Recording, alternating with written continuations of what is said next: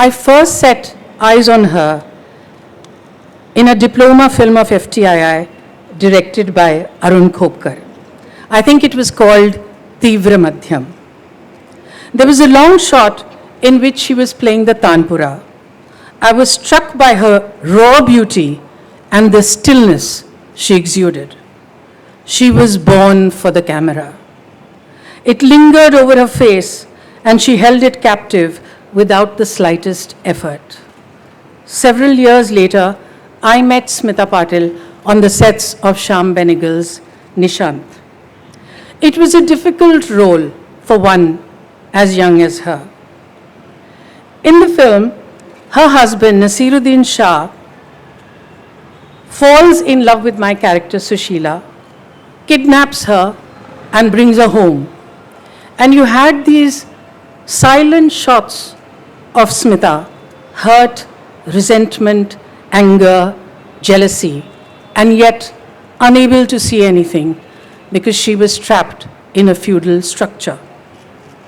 It is to Shyam Benegal's credit, who understands the complexity of feudal society so well, ably aided of course by Vijay Tendulkar, that in two significant but very small but significant scenes, where Smita comes to offer me food, apparently matter of fact, almost resentful.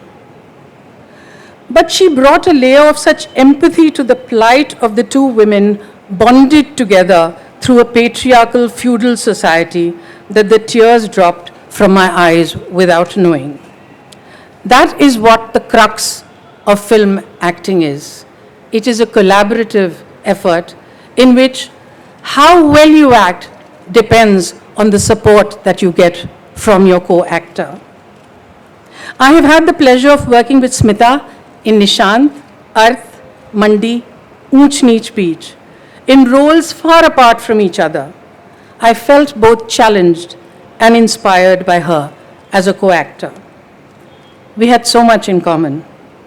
We come from similar backgrounds, were introduced by Shyam Benegal, had similar aesthetics, and worked in the same kind of cinema. Today in public memory, I really think I could well be Shabana Patil and she Smita Azmi, as far as public memory goes. She had a short career span, and yet 29 years after she passed away, parallel cinema in India will never be mentioned without Smita Patil's name in golden letters. We had some fun times together. I'm sure Shyam will recall that our film Nishant was chosen as the official selection from India for the Cannes Film Festival.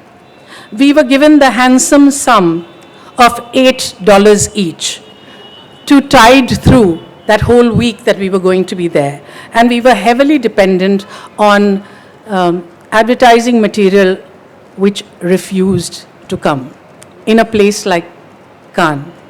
So Shyam Benegal said, listen you girls, I want you to wear your best Kanjivaram sarees and just walk up and down the promenade. This was in 1976.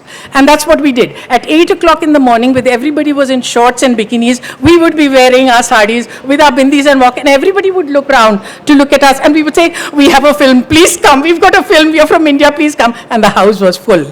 So it worked. Alas, Smita and I could never be friends. The rivalry between us, some of it manufactured by the media, some of it real, caused tension. I have said it before, acknowledged it before, and I do so again, that I have been guilty of making uncharitable remarks about her, and I regret it. There were efforts at reconciliation, and we were able to maintain civility, but it never turned into friendship. But at no point did that spill over to our families.